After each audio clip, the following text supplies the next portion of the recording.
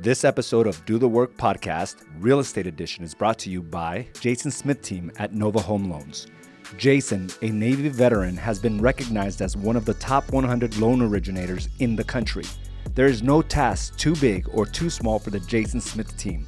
Every client counts. For the best rates and great service, contact Jason at 480-227-6231 or visit novahomeloans.com.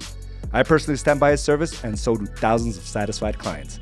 That's Jason Smith at Nova Home Loans. NMLS number 210839. Man, let me go ahead and just put a little service announcement here.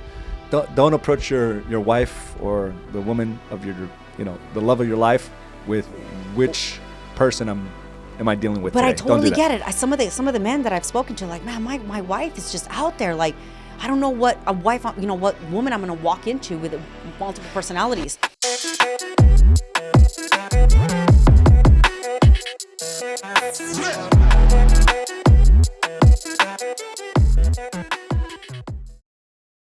What is going on? And welcome to another episode of Do the Work Podcast. I am your host, AZ Araujo, along with the Carla Araujo. The lovely co-host. I appreciate Carla that. Araujo. I appreciate that. Yeah. We have a good topic. It's going to be all over the place, though, I think. It's a good topic, and our marriage is all over the place. Like, I remember last week, holy shit, I was like, to question your marriage after 17 years, I don't know if anybody else does it, but you get me to a point where I'm like, what the hell did I get into? No, I just like 17 years later. I just keep you on your toes. I keep you on your toes because Holy I don't. Shit. And then this week, it's like all love. Like a lot of love. I'm enjoying it. You know how I told you about expectations? Well, I expect a lot. Like I put you at a certain level. You almost approach it like a game, I think. No. I'm gonna tell you. I don't approach it as a game. I actually approach it as a, I don't a hear business. you very well. Can we check like her? A business. Are we hearing her well? Because I could hear myself right, but I can't hear her very well. I can hear myself pretty well. Can you? I'm loud. Okay, maybe it's just mine. All right, we got Richard impeding in our camera. That's all right, Richard. It's a nice sweater. Honestly, though, I think a lot of people are going to disagree on this. On what? On this marriage, on the way I'm gonna tell you how I feel our marriage is, and I think it's been like this for a very long time. Okay. And I'm not sure, but people might say, I don't know about that, Carla. I kind of disagree, and I'm okay with that because it's not their marriage, it's mine. And I think our marriage is. It's ours. It's basically, it's ours. It's our marriage, right? And we set our own rules. Okay. Yeah, you're right. We set our rules, and that's important to know, right? If it works for you, like, own it. Yeah. Right? Because everybody will have their opinions on how you should approach your marriage, how your husband should talk to you, how your wife should be, and everything in between. But ultimately, if it works for you, hey, own it. Yep. If you love it, own it. I think our marriage is kind of like a financial partnership. It's kind of like a business. It is a business. It's legal. It's on paper, right? Yeah, attorneys were involved. Attorneys were involved, and it's filed, and it's state. It's kind of like a business. A judge was involved, literally. So all these things take in play, like if you're opening up a partnership and a business, an S corp. There we are. So, and we're trying to make sure it grows, and it grows massively, right? Yeah. And we want it fruitful. We want it. Yeah, all these things, right? So it's kind of the same thing. So I feel our marriage is very much like a business. And I think that's why we called it Love and Business, right? Do the work, love and business, because it really is a business. I mean, it doesn't sound very... It's not appealing. I get it. At all. I get it. And there's going to be a lot of people out there like, I don't know, Carla, I disagree. But again, it's not your marriage. And I think that if what rules you want to play in your marriage, or if you have any rules at all, I think it's the same thing. Like in a marriage, in our business, we have certain people, we play certain roles. Right? Certain things are, we disagree and agree and all these things. And I think it's the same thing as our marriage. It's like ran like a business, legitly like a business. It really has really some good times, bad times. Yeah, there's ups and downs. Yeah. Ups and downs. And usually, like with a business, when you're focused on something, you understand what it took to get there financially, right? When the business is doing really good, you can kind of go back and realize, okay, because my marketing was on point, I made so many touches, I added this infrastructure, I added this software, and then you see all these little things, accumulate, and you have a successful business. Right. And same thing for a business. I mean, for a marriage. Right. The deposits, spending time all together. All the investments that you do in a business, same thing. All the investments that you put into a marriage. Yeah. And whenever our business suffers, I know why. I kind of took my foot off the pedal. Right. I got complacent at some point. I started getting stale, and we talked about that on Mindset Mastery this morning. And whenever you and I have our hard times, it usually comes on the back of lack of investment, either on your end or on my end. And we miss three key components: love, respect, and appreciation, right? Where, and appreciation is a good one, because whenever someone feels like they're getting taken advantage of, it's never good for a relationship. And I know anytime that you and I are really at odds in, because you do a lot, Carla. Not only do you run this operation, you're the operations manager, you run all the accounting department, but you also run the household, right? And I'm not at that level when it comes to the involvement of the household as it is. So I've noticed from the outside in, being usually on the side, like, what's wrong with Carla now? That's what I'm thinking. But it's usually when I don't show you the appreciation, right? And I almost feel like entitled for you to do certain things, right. And that happened, I think, last week. Right. So that's kind of why we've now come to this, in talking about space.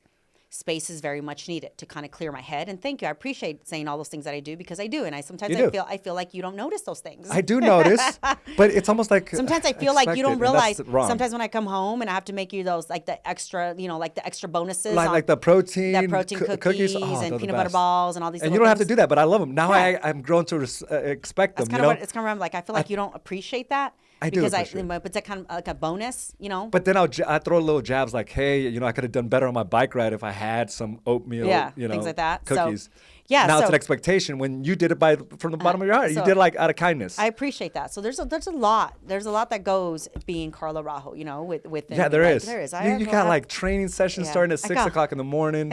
8 o'clock. Jeez, 6 so I got a lot going on.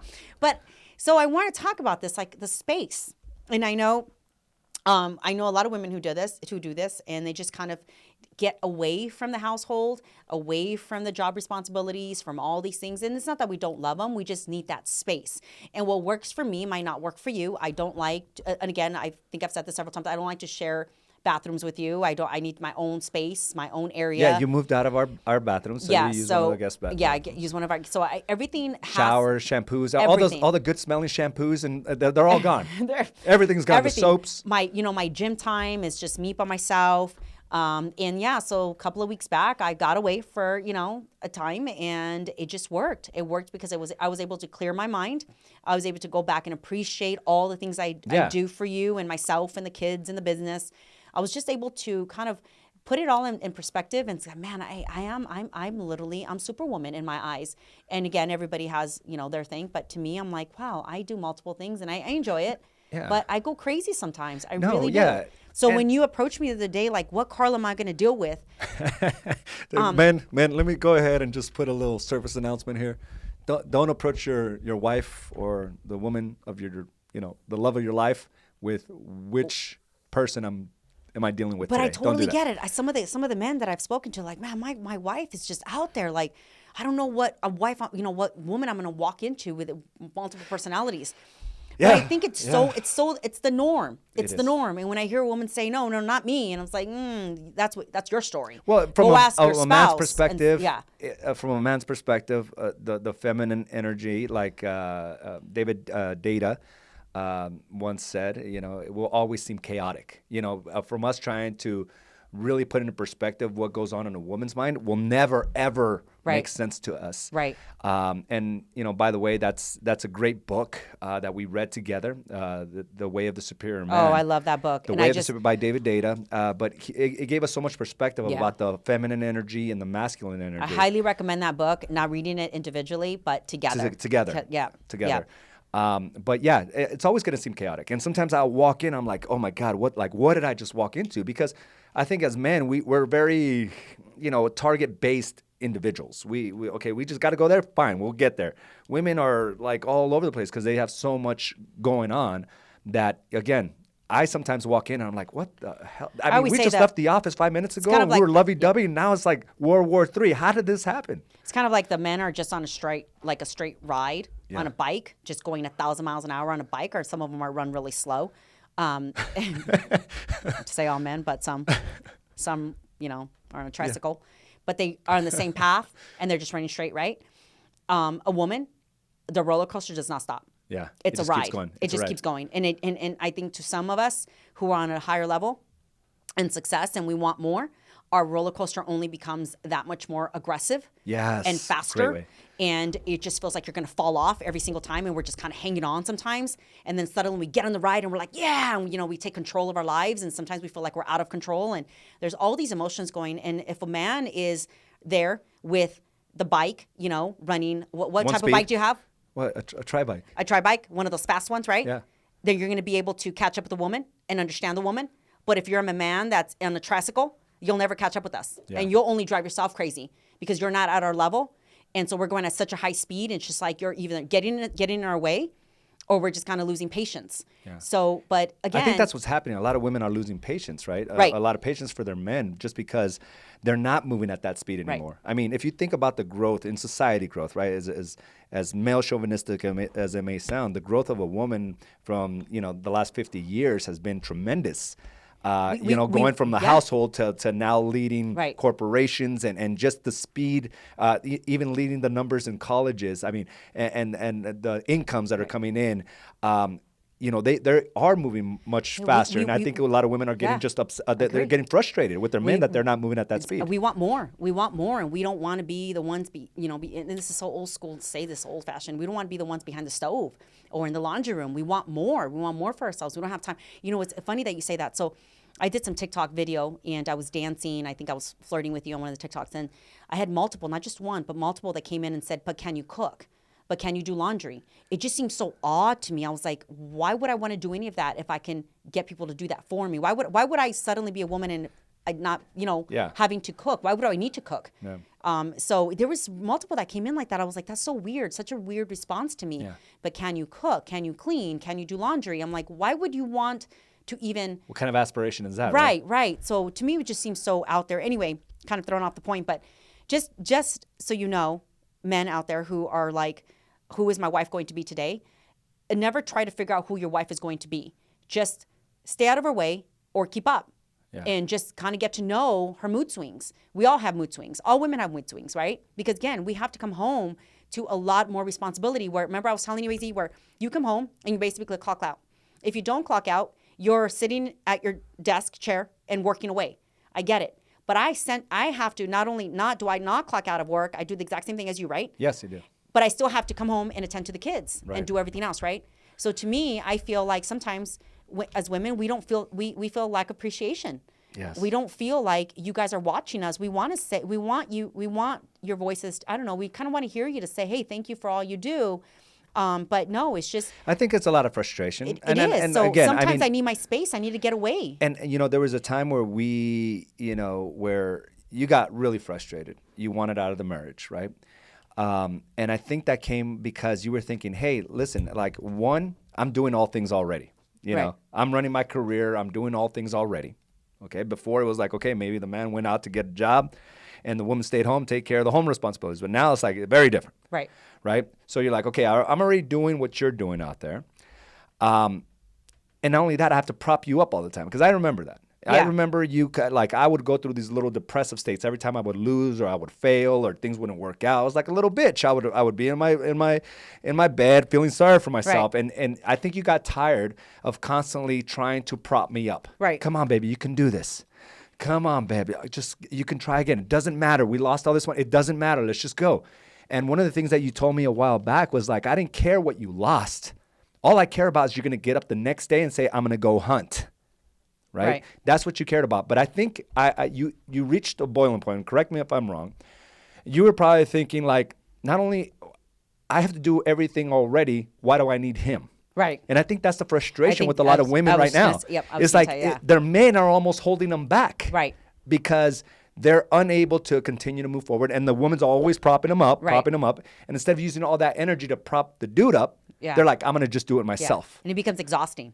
It becomes exhausting. Yeah. I know. It was it's the same thing. I never considered that though. Yeah. I was always feeling sorry for myself that I didn't realize how it was making you feel. Right. And you were getting tired of it. You're like, I need a man. Right. And no woman wants a weak man. I don't care who it is, right? No woman wants a weak man. And a weak man stops progressing, stops growing, walks out of the room, shuts down. Is unwilling to rise up, correct? Yeah, no, and it is. And we always, it's kind of like, to us, if you get married, it's like a reason behind that marriage, right? There's always that reason behind that marriage. I know it's love and passion and all that and partnership, but at the end of the day, nobody wants that weak partner.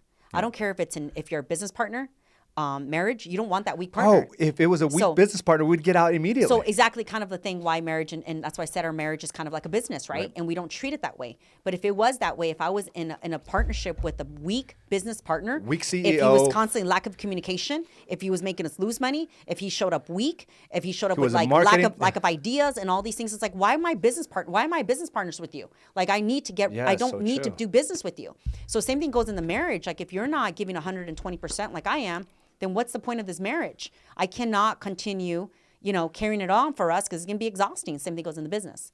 So it's exhausting when only one partner is putting 120 and the other partner's constantly like, come on, get up. Come on, you can do this. Dragging them on. Same thing goes in business. Yeah, and it was a tough time for us. And, I'm glad that I stopped blaming because I think, for me, it was feeling sorry for myself and then blaming somebody else. And, a lot of my unhappiness came... I thought it was you, my situation, and it really wasn't. It was my lack of ambition. It was my lack of being able to see something greater for myself. Hitting this wall and staying down and being, just acting childlike. And I think it goes both ways, though, AZ. I know you said a lot that, you were holding me back or whatever, I think it goes both ways. So AZ, I think you carried a lot for us only because I just had... the social anxiety and gone through my depression. And so for many, many years, it was like I was non-existent, I think. And so I liked it that way. It was just the way the norm to me. So for me to come out was very hard because when I would come out of my shell and run things like a boss, I still kind of hid. Yeah, so it took one little thing to trigger you back into the shelter into the shell. So that's one of the things that I felt. You kind of kept pulling me, and Carla, like, it's okay. That Carla, came come out. exhausting, Carla, man. come out. You're almost being like my big daddy, like babying me, like, Carla, it's gonna be okay. Come on, you can do this. And it became exhausting to you. So it started there, and it was like back. We almost switched places at one point. Well, we did. We did exactly that. We switched places. But it's okay. It's like that for the many men as well coming into their household, constantly trying to prop up their wives because they feel lack of confidence and they feel like they're not appreciated. And it's like, oh, okay, honey, they're kind of walking on eggshells when they come home because they don't want the wife to yell or get upset. Some men come home and hand them the paycheck, like, here you are, this is how much money I made. Because a woman's like, doesn't want to leave the house, doesn't want to do things, but she's wanting to manage everything. Do you know what I'm saying? And then still wants the credit for helping him build something when... So she's controlling him. So the man's like, I don't want to piss her off. I don't know what wife I'm going to get today. Yeah. So it goes both ways, honestly. It definitely goes both ways. And I remember we had a straight up conversation as well with that, where one of the things that as we were building this business, it felt like I couldn't really talk about business because I don't know if that would break you. Right. Like it would break you to a point where you're just like, well, forget it, then find somebody else. And that was always your defense line. Right. It was like, then find somebody else. Then I was like, I remember I had one conversation. I said, you're either all in or you're not. Right. But I can't go to you and the first thing you say, I quit. Kind of like our divorce conversation. We can't continue to throw out the word divorce. Right. I quit in your business, right? If your partners is the same thing as saying, find somebody else is the same thing as divorce. So we had to have that conversation where it's like, okay, I don't have to prop you up now. Yeah. Because one of our arguments was, as I was getting, more attention on like social media and just in general in our market. Yep. One of the things was like, hey, nobody knows I exist. Nobody knows that I'm also the the back of this operation. Yeah. And I said, that's your responsibility, right? So it was these real conversations that were sometimes painful and hurtful. When you told me, hey, I can't do this anymore. That's hurtful and painful. Hey, I need you to that's your job to rise yourself up. Those are all painful conversations or hurtful conversations. And that's so true. Like you could have only done so much for me. The rest was up to me. So because it was so exhausting to you at the end to constantly pull me out of the shell. And so you brought so much to the forefront. But again, it was me being honest with myself as to what I wanted in this business, in this marriage, right? So I had to break through a lot of things, and it was just consistency, repetition, over and over and over, being out there on social media and doing all these things, because that's part of that's my business, 100%. And you grew your confidence through that, Right. because you learn to appreciate yourself. And one of the things that we really push here within our organization is putting yourself out there, right? But yeah, and I was going to tell you one of the ways, and this is so odd, right? I drew my confidence through. This is kind of funny, and I don't know tell me if this. I drew my confidence through the negativity coming at me, because I always knew, like, the more negative that I got and so the more negative I got when people making like little comments. It's not negative comments, just people putting out there like little smart ass remarks. Right. I actually passive aggressive comments. Yeah. I actually enjoyed them. I appreciated them because it made me want more. Yeah. And made me grow. But if everybody was just, I think if it all stayed nice and all these things, right, I would always never. Positive, always positive, I would hide. So it was kind of like the good thing is the bad that came at me helped me grow. Well, if you really it's think kind of like about our it. marriage and in business. We don't grow through the good times. We grow through the bad times. Yeah. It's kind of the same thing, Yeah, and it's growing that thick skin, right? Right. Thick skin of being able to accomplish that, and if you can still keep going, even though it might have triggered some feelings, some emotions, but you still kept going. They start to fade away, Yep. but we need that in order to build. And, Yep. and sometimes it comes from the other partner. Yeah. As I was progressing, there were so many times that you were against everything when it came to putting myself out there on social media. And again, back to how we use social media is just to build appreciation for oneself. Mm-hmm. It is to build that certainty and that confidence for oneself. Mm-hmm. And that's what it did for me. I mean, if we go back to how I used to post back in 2014 when I started this whole thing, I was nervous putting myself out there, and I'm not saying put my dirty laundry out there. All we did was simply showcase a little bit of what we did behind the scenes. And there was many instances, even the early episodes of Do the Work podcast, where you could tell there was real tension there. As we were learning through communicating. Because if we didn't do this podcast, I don't think we would be as tight as we are, Carla. I have to tell you something really quick. So I used to have this boss, and he told me once, honey, the least you talk, the better life you're going to live. So basically, when you don't talk as much, telling people your business, and you're constantly like walking on life, being happy, no one needs to know your business, you'll live a happier life. The reason for that being is because you're not bringing anybody in. So no one knows. You're posturing almost. Yeah. No one knows who you truly are, and you'll live a happier life. And for a long time, I kind of believed that. Because when I was putting myself out there more and more and more, I remember I made this anxiety and depression video. I remember coming home to you. That was a huge breakthrough to you. Yeah. I was huge, and I remember coming home to you like, oh my gosh, what did I just do? How embarrassing. I felt like a big old diesel just ran over me, right? Like I could never get up from what I had just done. I was just planted on the floor. Because before then, no one knew your issues with social anxiety, anxiety, and general depression. For me to go out there with my whole life versus like me trying to sell a product, right? For me to go to my life, I'm like, what is the purpose behind this? Yeah. Why am I doing this? Well, the reason why I couldn't be consistent in my marketing and being over here day in and day out, it was because the thought in my head was like, all this is going on with me. People are going to discover me. So if I say it, there's really no secrets. Yeah. So my consistency over here and the negativity that might come my way with my consistency, right? Because people can market 1 or 2 videos and you get like 1,000 likes. They're like, oh, congratulations. But you do it on over and over and over and over. People eventually will get sick of you. They'll catch on to you, be like, okay, enough is enough. But those are all, your haters or whatever. So when I came out with this video, it was like, I swear I felt like this big diesel ran over me and just kind of left me there.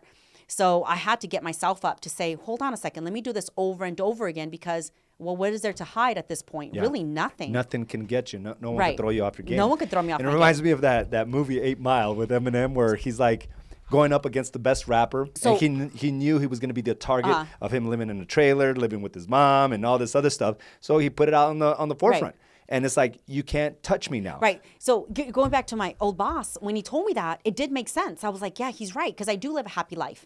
No one really knows about me, right? So my life was good. And that kept telling me that. I'm like, my life is shit. I can't believe you made me do that. And you didn't really make me do it. You've encouraged me to do it. And I did what I did, right? But I was like, I should have listened to my boss. Like I should have let my old boss. I should have. Yeah, I should have. Live sheltered, yeah. Yeah, live sheltered because I lived a happier life. That was far from was and untrue. You'll Very avoid untrue. criticism. You'll avoid opinions. I didn't realize how good it felt, Yeah. And, these are all the steps that we actually took, and this is a hard conversations, but a lot of this is about creating that space, right? Having that space for one another to understand that sometimes we're going through that growth spurt, for lack of better words. And, sometimes we have to just kind of let them know, hey, this is my expectation. This is where I'm going. Well, this is the thing, too. Going back to space, creating that space. It's kind of like a business. You and I, when in business, we take our time to meditate, to write in our journals. We take that space. I have it right here. Right. There you go. So we take our time to create space because with space comes massive ideas, right? And comes all these great things that we do. It comes, you get re-energized. Right. You get recommitted. Right. I mean, there's a lot of things when it comes to like taking time to plan. Right. When you plan, for your business, you get reinvigorated. And I think it's the same. And I don't mean like an hour or two or like, when spouses, like I get a lot of time because I'm at work and I'm not at home with my spouse. That's completely not even what I'm saying. What I'm saying is completely away from work, completely away from clients, completely away from your marriage, and go for like not 3-4 hours, maybe a whole day or maybe a whole weekend that you need away from your spouse. That way you can start to come back refreshed in your marriage and just go in it brand new, right? And create new ideas in your marriage and all kinds of things. Same thing goes with the business. So why not put that time and investment in yourself like you would in your marriage? Yeah. But people only do it in the business, right? And I'm talking about two business owners like you and I together. We do it for our business, so that's why we found it important to do it for our marriage. But going back to the time that we were separated, it was awesome because you slept in one room, I slept in another. And so all kinds of things happened within our marriage. But if none of that would have happened, we've never really, that was creating space for ourselves to see what we really wanted. And it was great. It worked. It worked for us. And I realized that our marriage is like a business partnership that just works for us. It may not for a lot of you out there and might say, she's kind of wrong. Well, again, this is my marriage, because and it's real worked business for requires 17, 18 years, right? Yeah. So something works here. Yep. Something works here. And I think that's so important to, again, bring up to the forefront. I mean, always living to the expectations of the other person is going to drain you. You're going to grow resentful. So my way to find space is just to realize, hey, I'm going to make decisions that make me feel good and not something where I want to get away, but I need to invest in myself. So when I create space, is about investing in yourself, whether creating that space mentally, physically. I do that by going on my Ironman trainings. I'm going to be flying out to, we decided that the family couldn't go, right? Right. Yeah. So I'm going to be going to this Ironman. I'm going to be gone for 2 or 3 days. But it's something that we need because she knows, that I'm going to come back reinvigorated, re-energized. And you've done this where you'll leave in the morning and you go do your thing. You'll pamper yourself, or not even pamper yourself, but you'll go out and do whatever you want to do. So you can come back reinvigorated. I disappear completely. Yeah. Off the grid. Off the grid. And that's okay. And at first I would take offense to it. I'd be like, what do you mean? Like, what are you doing? Now it's like, okay, cool. I'm going to get a better Carla because right now she's like on edge. She's on edge. So at the end of the day, don't take your marriage so, when your wife comes home all nutty, it's not against you. Yeah. She just probably needs space and time away from just, the marriage, but not you necessarily. Yeah, it doesn't mean... Just divorce. Need to clear her mind and same thing. And if versa. You're in business with your partner, works the same way, So yeah, I say, well, our business is good and it works and our marriage works because this works. Yeah. Space is very much needed. So the investment's in there. So final comments. It's, love, respect, and appreciation. Love, respect, and appreciation. So if you're at odds in with your spouse right now, one of those or maybe all of those things has kind of taken a back seat. So it's about stop pointing the finger and really start thinking of where maybe you lost a little bit of love, respect, or appreciation towards your partner. You start filling that void and things start turning around. Carla and I have to say, Carla, this past 5-6 days has been awesome, being around you. And of course, that's a complete different story than what it was 2 weeks ago. You and I were like at each other's throats.